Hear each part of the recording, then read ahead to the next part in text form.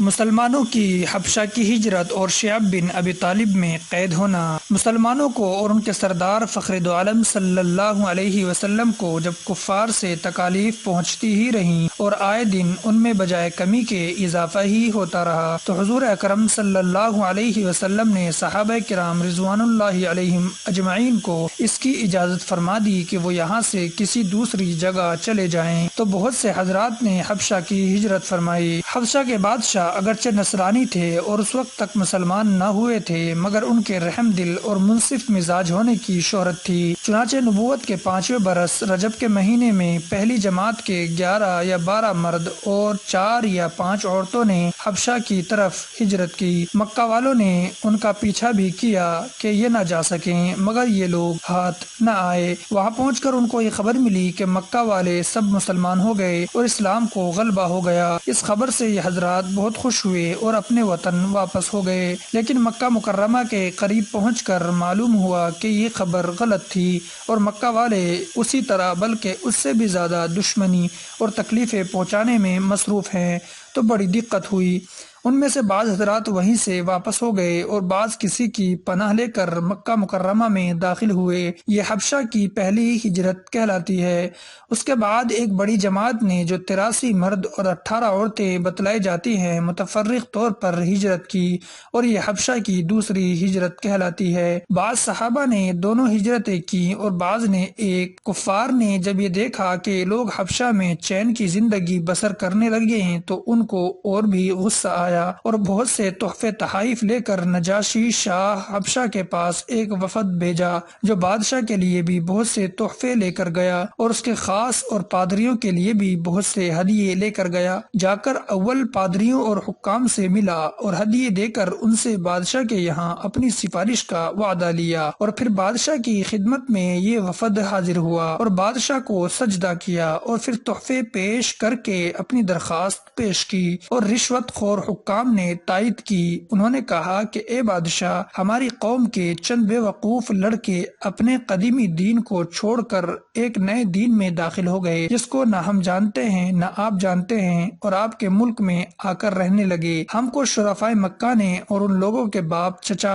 اور رشتہ داروں نے بھیجا ہے کہ ان کو واپس لائیں، آپ ان کو ہمارے سپرد کر دیں۔ بادشاہ نے کہا کہ جن لوگوں نے میری پناہ پکڑی ہے، بغیر تحقیق ان کو حوالے نہیں کر سکتا۔ اول ان سے بلا کر تحقیق کر لوں، اگر یہ صحیح ہوا تو حوالے کر دوں گا۔ چنانچہ مسلمانوں کو بلایا گیا۔ مسلمان اول بہت پریشان ہوئے، کیا کریں، مگر اللہ کے فضل نے مدد کی اور ہمت سے یہ طے کیا کہ چلنا چاہیے اور صاف بات کہنی چاہیے۔ بادشاہ کے یہاں پہنچ کر سلام کیا۔ کسی نے اعتراض کیا کہ تم نے بادشاہ کو آداب شاہی کے موافق سجدہ نہیں کیا۔ ان لوگوں نے کہا کہ ہم کو ہمارے نبی نے اللہ کے سوا کسی کو سجدہ کرنے کی اجازت نہیں دی۔ اس کے بعد بادشاہ نے ان سے حالات دریافت کیے۔ حضرت جعفر رضی اللہ عنہ آگے بڑھے اور فرمایا کہ ہم لوگ جہالت میں پڑے ہوئے تھے، نہ اللہ کو جانتے تھے نہ اس کے رسولوں سے واقف تھے، پتھروں کو پوجتے تھے، مردار کھاتے تھے، برے کام کرتے تھے، رشتے ناتوں کو توڑتے تھے، ہم میں سے طاقتور کمزور کو ہلاک کر دیتا تھا۔ ہم اسی حال میں تھے کہ اللہ نے اپنا ایک رسول بھیجا، جس کے نسب کو، اس کی سچائی کو، اس کی امانت داری کو، پرہیزگاری کو ہم خوب جانتے ہیں۔ اس نے ہم کو ایک اللہ وحدہ لا شریک لہ کی عبادت کی طرف بلایا اور پتھروں اور بتوں کے پوجنے سے منع فرمایا۔ اس نے ہم کو اچھے کام کرنے کا حکم دیا، برے کاموں سے منع کیا۔ اس نے ہم کو سچ بولنے کا حکم دیا، امانت داری کا حکم کیا، صلہ رحمی کا حکم کیا، پڑوسی کے ساتھ اچھا برتاؤ کرنے کا حکم دیا، نماز، روزہ، صدقہ، خیرات کا حکم دیا اور اچھے اخلاق کی تعلیم دی۔ زنا، بدکاری، جھوٹ بولنا، یتیم کا مال کھانا، کسی پر تہمت لگانا اور اس قسم کے برے اعمال سے منع فرمایا۔ ہم کو قرآن پاک کی تعلیم دی، ہم اس پر ایمان لائے اور اس کے فرمان کی تعمیل کی، جس پر ہماری قوم ہماری دشمن ہو گئی اور ہم کو ہر طرح ستایا۔ ہم لوگ مجبور ہو کر تمہاری پناہ میں اپنے نبی کے ارشاد سے آئے ہیں۔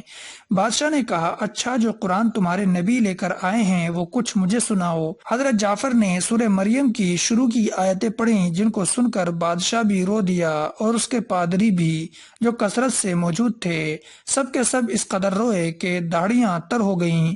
اس کے بعد بادشاہ نے کہا کہ خدا کی قسم یہ کلام اور جو کلام حضرت موسیٰ علیہ السلام لے کر آئے تھے ایک ہی نور سے نکلے ہیں، اور ان لوگوں سے صاف انکار کر دیا کہ میں ان کو تمہارے حوالے نہیں کر سکتا۔ وہ لوگ بڑے پریشان ہوئے کہ بڑی ذلت اٹھانی پڑی۔ آپس میں صلح کر کے ایک شخص نے کہا کہ کل کو میں ایسی تدبیر کروں گا کہ بادشاہ ان کی جڑ ہی کاٹ دے۔ ساتھیوں نے کہا ابھی کہ ایسا نہیں چاہیے، یہ لوگ اگرچہ مسلمان ہو گئے ہیں مگر پھر بھی رشتہ دار ہیں، مگر انہوں نے نہ مانا۔ دوسرے دن پھر بادشاہ کے پاس گئے اور جا کر کہا کہ یہ لوگ حضرت عیسیٰ کی شان میں گستاخی کرتے ہیں، ان کو اللہ کا بیٹا نہیں مانتے۔ بادشاہ نے پھر مسلمانوں کو بلایا۔ صحابہ کرام فرماتے ہیں کہ دوسرے دن کے بلانے سے ہمیں اور بھی زیادہ پریشانی ہوئی۔ بہرحال گئے۔ بادشاہ نے پوچھا کہ تم حضرت عیسیٰ کے بارے میں کیا کہتے ہو؟ انہوں نے کہا وہی کہتے ہیں جو ہمارے نبی پر ان کی شان میں نازل ہوا کہ وہ اللہ کے بندے ہیں، اس کے رسول ہیں، اس کی روح ہیں اور اس کے کلمہ ہیں جس کو خدا نے کنواری اور پاک مریم کی طرف ڈالا۔ نجاشی نے کہا کہ حضرت عیسیٰ بھی اس کے سوا کچھ نہیں فرماتے۔ پادری لوگ آپس میں کچھ چخ چخ کرنے لگے۔ نجاشی نے کہا تم جو چاہے کہو۔ اس کے بعد نجاشی نے ان کے تحفے واپس کر دیے اور مسلمانوں سے کہا تم امن سے رہو، جو تمہیں ستائے اس کو تاوان دینا پڑے گا، اور اس کا علاج بھی کرا دیا کہ جو شخص ان کو ستائے گا اس کو تاوان دینا پڑے گا۔ اس کے بعد نجاشی نے ان کے تحفے واپس کر دیے اور مسلمانوں سے کہا کہ تم امن سے رہو، جو تمہیں ستائے اس کو تاوان دینا پڑے گا، اور اس کا اعلان بھی کرا دیا کہ جو شخص ان کو ستائے گا اس کو تاوان دینا ہوگا۔ اس کی وجہ سے وہاں کے مسلمانوں کا اکرام اور بھی زیادہ ہونے لگا اور اس وفد کو ذلت سے واپس آنا پڑا۔ تو پھر کفار مکہ کا جتنا بھی غصہ جوش کرتا ظاہر ہے، اس کے ساتھ ہی حضرت عمر کے اسلام لانے نے ان کو اور بھی جلا رکھا تھا، اور ہر وقت اس فکر میں رہتے تھے کہ لوگوں کا ان سے ملنا جلنا بند ہو جائے اور اسلام کا چراغ کسی طرح بجھے۔ اس لیے سرداران مکہ کی ایک بڑی جماعت نے آپس میں مشورہ کیا کہ اب کھلم کھلا محمد کو قتل کر دیا جائے، لیکن قتل کر دینا بھی آسان کام نہیں تھا، اس لیے کہ بنو ہاشم بھی بڑے جتھے اور اونچے طبقے کے لوگ شمار ہوتے تھے۔ وہ اگرچہ اکثر مسلمان نہیں ہوئے تھے، لیکن جو مسلمان نہیں تھے وہ بھی حضور صلی اللہ علیہ وسلم کے قتل ہو جانے پر آمادہ نہیں تھے۔ اس لیے ان سب کفار نے مل کر ایک معاہدہ کیا کہ سارے بنو ہاشم اور بنو المطلب کا بائیکاٹ کیا جائے، نہ ان کو کوئی شخص اپنے پاس بیٹھنے دے، نہ ان سے کوئی خرید و فروخت کرے، نہ بات چیت کرے، نہ ان کے گھر جائے، نہ ان کو اپنے گھر میں آنے دے، اور اس وقت تک صلح نہ کی جائے جب تک وہ محمد کو قتل کرنے کے لیے ہمارے حوالے نہ کر دیں۔ یہ معاہدہ زبانی ہی گفتگو پر ختم نہیں ہوا، بلکہ یکم محرم سن 7 نبوی کو ایک معاہدہ تحریری لکھ کر بیت اللہ میں لٹکایا گیا تاکہ ہر شخص اس کا احترام کرے اور اس کو پورا کرنے کی کوشش کرے۔ اور اس معاہدے کی وجہ سے 3 برس تک یہ سب حضرات 2 پہاڑوں کے درمیان ایک گھاٹی میں نظر بند رہے کہ نہ کوئی ان سے مل سکتا تھا، نہ یہ کسی سے مل سکتے تھے، نہ مکہ کے کسی آدمی سے کوئی چیز خرید سکتے تھے، نہ باہر کے آنے والے کسی تاجر سے مل سکتے تھے۔ اگر کوئی شخص باہر نکلتا تو پیٹا جاتا اور کسی سے ضرورت کا اظہار کرتا تو صاف جواب پاتا۔ معمولی سا سامان غلہ وغیرہ جو ان لوگوں کے پاس تھا وہ کہاں تک کام دیتا۔ آخر فاقوں پر فاقے گزرنے لگے اور عورتیں اور بچے بھوک سے بے تاب ہو کر روتے اور چلاتے، اور ان کے اعزہ کو اپنی بھوک اور تکالیف سے زیادہ ان بچوں کی تکلیف ستاتی۔ آخر 3 برس کے بعد اللہ کے فضل سے وہ صحیفہ دیمک کی نظر ہوا اور ان حضرات کی یہ مصیبت دور ہوئی۔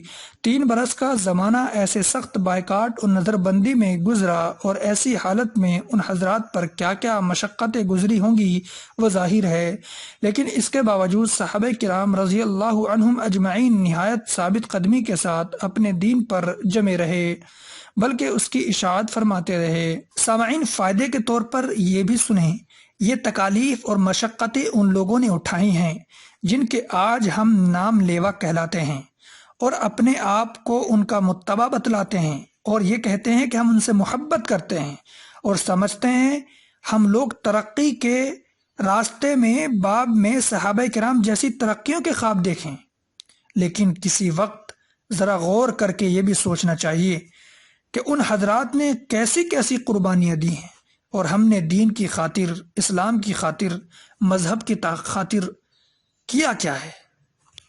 کامیابی ہمیشہ کوشش اور سعی کے مناسب ہوتی ہے۔